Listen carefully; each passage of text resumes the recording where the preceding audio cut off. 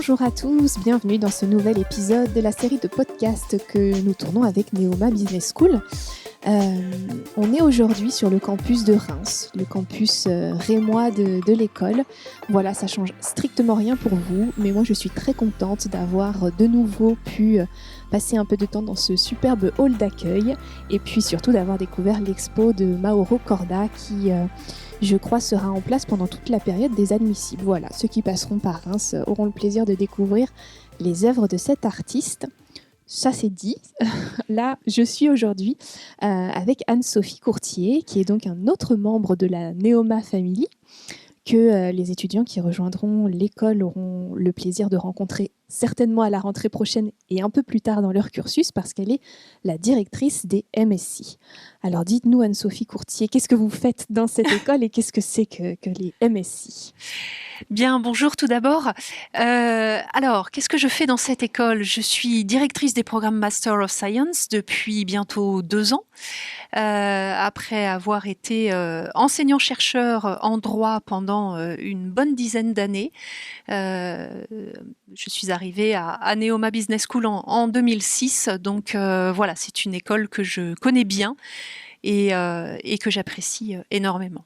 Avant de se parler des MSI, dites-nous un petit mot sur le programme Grande École dont vous avez pris la direction pendant quelques mois en 2016, si je ne me trompe pas. Fin 2016, début 2017 surtout, oui, tout à fait, après le départ du directeur de l'époque et en attendant l'arrivée de Sylvie Jean, j'ai assuré la période intérim pendant plusieurs mois et c'est vrai que c'était une période assez délicieuse de pouvoir passer de l'autre côté de la barrière, si je puis dire, puisque j'ai enseigné pendant très longtemps à ces étudiants et voir le côté programme, le côté direction, gestion de l'intégralité du cursus cette fois-ci et non plus seulement des cours de droit, c'était un côté très, très intéressant. Les étudiants sont aussi sympas en dehors de la salle de classe ou pas ? Oui.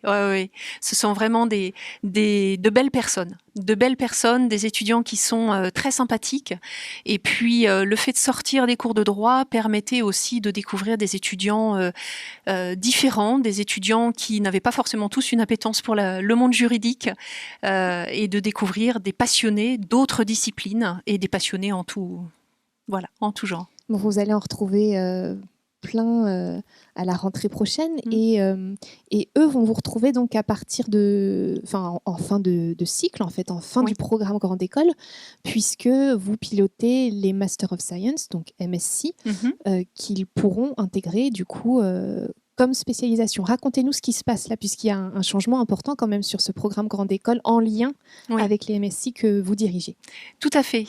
Le programme Grande École se termine traditionnellement par une dernière année où on se spécialise et nous avons décidé d'offrir à nos étudiants vraiment un parcours d'excellence grandeur nature, puisqu'ils auront la possibilité de se spécialiser en double diplôme via un Master of Science.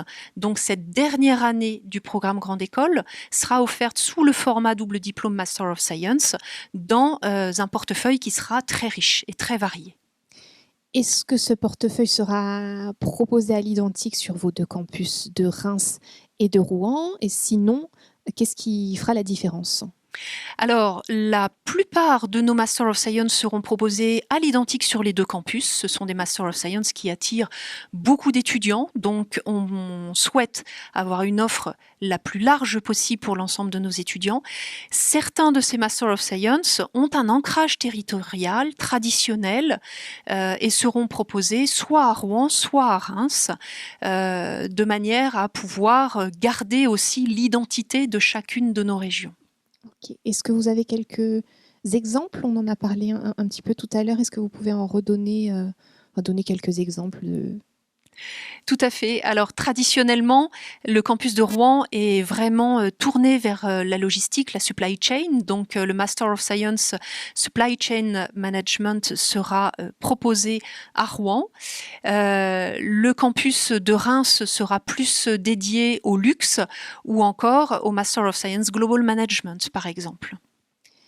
Petite question sur vos interactions avec les étudiants, est-ce qu'elles sont nombreuses? Est-ce que ceux qui vont passer là, qui passent les oraux en ce moment auront l'occasion de vous voir souvent sur l'un et l'autre des campus? Comment ça se passe votre quotidien finalement dans l'école? Alors mon quotidien avec tous nos candidats qui vont arriver sur les campus dès mercredi, mon quotidien se résume surtout à aller à leur rencontre puisque je vais avec Sylvie Jean, on va se partager les amphis de direction chaque journée d'oraux.